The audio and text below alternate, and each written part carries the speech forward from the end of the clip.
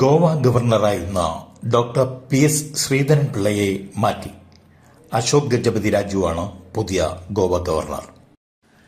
യമനിൽ വധശിക്ഷയ്ക്ക് വിധിക്കപ്പെട്ട് കഴിയുന്ന മലയാളി നഴ്സ് നിമിഷപ്രിയയുടെ മോചനവുമായി ബന്ധപ്പെട്ട് പ്രധാനമന്ത്രിക്ക് വീണ്ടും കത്തെഴുതി മുഖ്യമന്ത്രി പിണറായി വിജയൻ. വധശിക്ഷ 16-ന് നടപ്പാക്കുമെന്ന് അറിയുന്നുവെന്നും ഉടൻ ഇടപെടണമെന്നും കത്തിൽ ആവശ്യപ്പെട്ടു.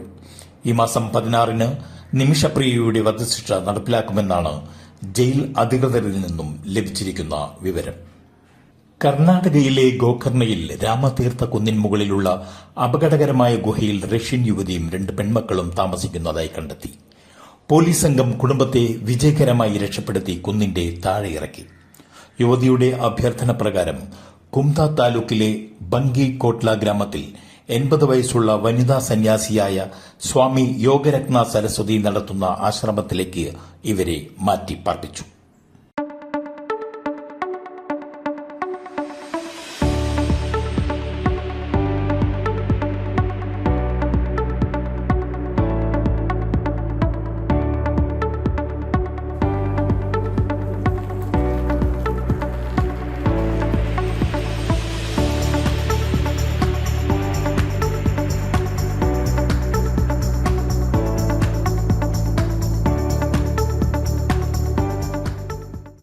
നാഗപട്ടണത്ത് ഷൂട്ടിംഗിനിടെയുണ്ടായ അപകടത്തിൽ പ്രശസ്ത സ്റ്റണ്ട് മാസ്റ്റർ മോഹൻരാജിന് ദാരുണമായ അന്ത്യം.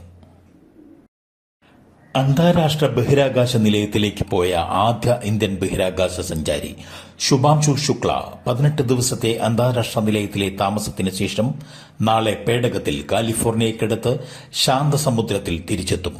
യുഎസിൽ നിന്നും യാത്ര തിരിച്ച 4 സംഘ ദൌത്യത്തിലെ ഭാഗമായിരുന്നു ഏക ഇന്ത്യക്കാരനായ ശുഭാംശു ശുക്ല.